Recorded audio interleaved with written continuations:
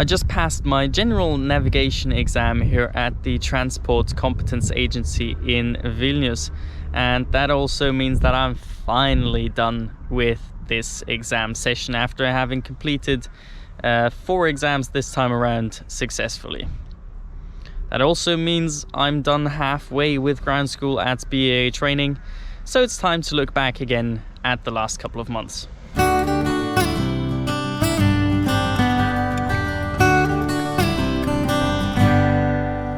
After spending Christmas at home in Austria with my family, I was originally planning to fly back to Lithuania right after New Year's. However, it very quickly became clear that we wouldn't be going back to the academy anytime soon because the lockdown at that point was extended until the end of February.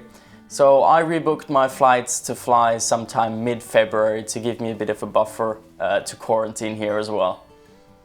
So I started the first subject from home again, general navigation.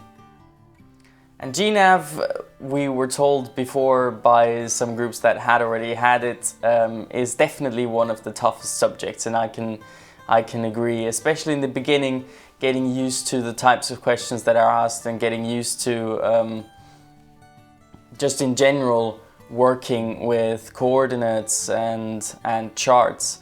It takes some time getting used to it, but it was also quite interesting for me because obviously navigation is a big part of flying.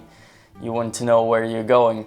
But yeah, GNav was definitely one of those subjects that are better in person. We were also quite unlucky in the sense that we had a lot of technical difficulties beginning of that subject. Sometimes the screen share would lag by multiple seconds, or it would just judder. And if you're trying to explain something dynamic and how to do something on a chart with animations and everything, and you only see one frame every 10 seconds, it definitely doesn't make it any easier understanding it. But it worked out in the end, and our instructor Elias, he also really tried his best and got the message across, I would say. But yeah, it's definitely one of those subjects that would have been better in person. We then also started preparing for the internal exam, and it was luckily made in a way so that we wouldn't have any questions that would require printouts or paper charts to properly do them, because measuring distances or radials on an iPad is just not possible. So that was very good. And the exam, because of that, went fine. We had probably a bit more just theoretical questions and just calculations. But yeah, the exam was fine and we were on to our next subject. And unfortunately also during GNav and then especially also the following subject, my iPad started having real issues and just kept crashing every few minutes and rebooting, which well, basically made it unusable for me because I couldn't really do any exams on it because that would be risky. It would just crash at some point in between. So yeah, that caused a bit of issues as well. Our second subject was Principles of Flight, and it's also, I wouldn't say an easy one, but in my opinion it was also quite interesting, just learning really about lift generation, drag, shock waves, maneuverability, stability, all these sorts of things, limiting speeds. And yeah, there were quite a few calculations that we had to learn how to do as well. But in general, I found the subject not too hard, I would say. It's just at the beginning also a bit overwhelming because it's a very, very broad subject and the question bank is also quite long. So it takes a bit of studying, but it was also definitely one of the more interesting subjects, I would say.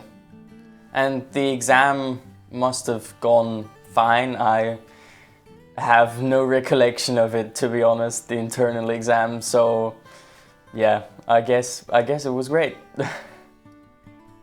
And we then continued with air law together with the group that started before us. We'd had GNAV and POF together with the group that started after us, but they did their first exam session whilst we had air law. And yeah, air law is of course about some regulations, a lot about requirements for different licenses, which isn't as fun, but also, for example, aircraft lights or the different colors of lights at an airport, and in general just features of an airport, like what is a runway end safety area or a stopway, things like that. And it's a fairly short subject, but still some interesting things were part of it as well.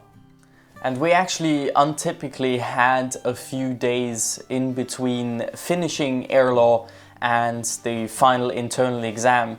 So I decided to use that window to fly back to Lithuania, because I knew I'd have to be here for the next exam session anyway. And it turned out to be quite a trip, taking 48 hours and 6 flights to get back to Lithuania. You can check out my video about it somewhere here. And the exam for air law was definitely one of the easier ones again, especially compared to GNAV and principles of flight. It was almost a relaxing exam again. And then the last subject this time around was performance. And it's actually quite closely related to principles of flight, I'd say, but it's a more practical, more graph-based subject. So it's really about calculating the takeoff distance, or calculating clearance from an obstacle on climb out, calculating the maximum mass that you can take from a specific airport in specific conditions, things like that. So it's definitely also a bit of a trickier one online, because drawing on an iPad just doesn't really do the trick. And yeah, you really have to really print the graphs if you want to do them properly and practice them properly. But it isn't a difficult subject, I would say. The only tricky part is really sometimes drawing precisely enough on the graphs that you actually get the correct result, because sometimes the different answers that are given in the multiple choice are too close together to just do it roughly, so then you might end up in the middle between two, and yeah, that's not a good situation to be in. And yeah, it's not a lot to learn really, just some factors about the distance you have to multiply it by something if the runway is wet, contaminated, things like that, but definitely a doable subject.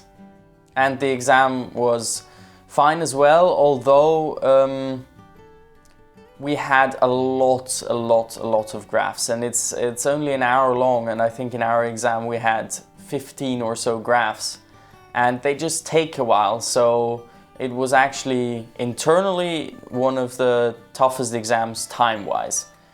You really had to be somewhat quick in doing the graphs and solving the exercises, because otherwise time would run out. And after that exam we had 2.5 weeks for our TKA Exam Session. Because of some of the trouble we had with virtual training, we were offered 2 additional hours with an instructor for free in one of our monthly meetings, just to help us prepare for the exam session. And to me, it was clear from the beginning that it would be a tough one.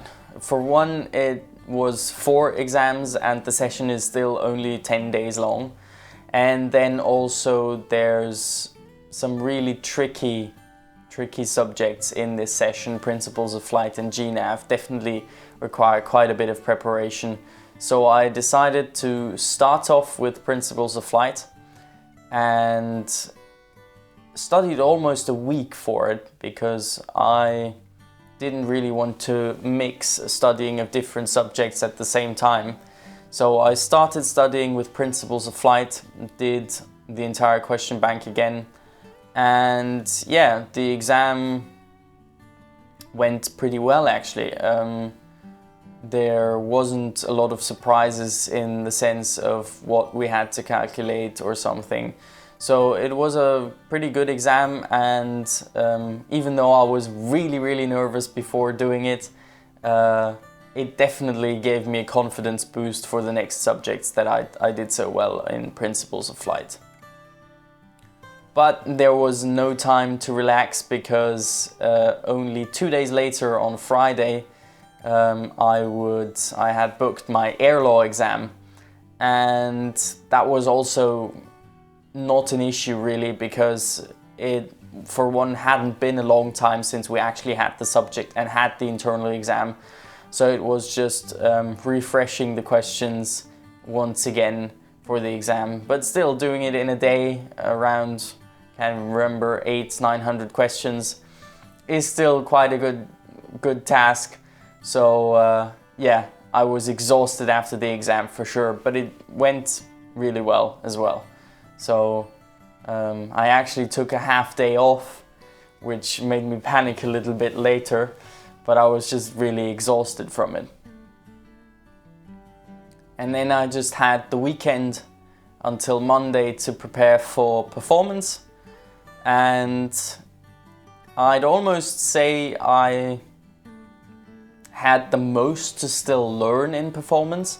I felt like I was really lucky in the exam that we got internally with performance, because when I did the exam, I wasn't really confident in... I was fairly good at doing the graphs itself, but then applying the factors, that was more of a lucky guess sometimes. So I really had quite a bit of studying there to do, and also just practicing doing graphs, getting more accurate.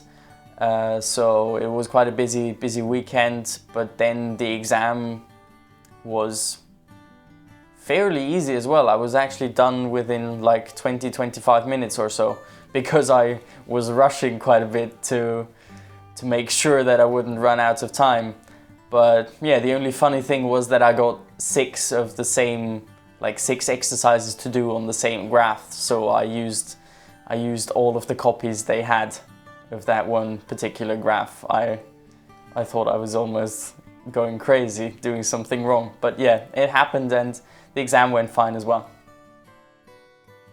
So after doing better at these 3 exams than I would have thought, there was only one exam left, general navigation. And I was really worried. Like, I had the exam, the air law exam, no, performance, it was performance. The performance exam was Monday morning, and I had booked my general navigation exam on Friday at 12:30, which was basically the longest time I could give myself. But I was also really quite tired already after these 3 exams, and I started off a bit slow with studying, didn't get a lot of things done, and thought that I had no chance of ever passing it, because I just felt like whenever I looked at a question, I had no idea how to solve it. But slowly, after a day or 2 had passed, I realized that my knowledge is coming back and I hadn't forgotten everything. So I told myself I'd continue studying until Thursday, and told myself that if I really felt like I wouldn't be able to do good on the exam, that I would just cancel it and do it either in the next session or sometime after that. But also on Thursday I realized I really didn't want to study all of GNav again, and I was doing quite alright with the exams, always depending a bit on which questions I'd get. But I decided to go for it and do the GNav exam as well. And it turns out that was a really good decision. The exam went really quite well, even though I had a few questions at the beginning where I wasn't really sure how to solve them. So I just skipped them and pushed them to the end. I then did a few chart questions, managed to get all of those right. And then after only around 50-55 minutes, I was done with all the questions that I knew how to do, and was only left with around 5 to 10 or so that I had skipped before. And having more than an hour of time, I figured I would be fine with this exam and just taking my time with all of these questions, trying to logically think what might make sense. And yeah, it worked really well, and it was a really good decision that I did the exam this time, because it was actually, together with air law, the highest score I ever got on an official exam. So I'm pretty happy with how these subjects went, and also pretty proud of my exam results. And yeah, I'll just enjoy the rest of this weekend before we start into our next subject, operational procedures. And I'm also flying back to Austria again. I want to visit my family, of course, because lockdown was again extended until the end of April this time around. But also trying to get my iPad fixed and my laptop as well. I seem to be really unlucky with technology at the moment. So yeah, I'm just gonna relax now, fly back home tomorrow, and then full force into operational procedures. I hope you enjoyed this little update. As always, if you have any questions, feedback or anything else, just leave a comment or write me a message on Facebook, Instagram, wherever you can find me. I've gotten quite a bit of feedback from some people, and I'm always happy to answer questions. So thank you very much for watching. I hope you enjoyed, and see you next time.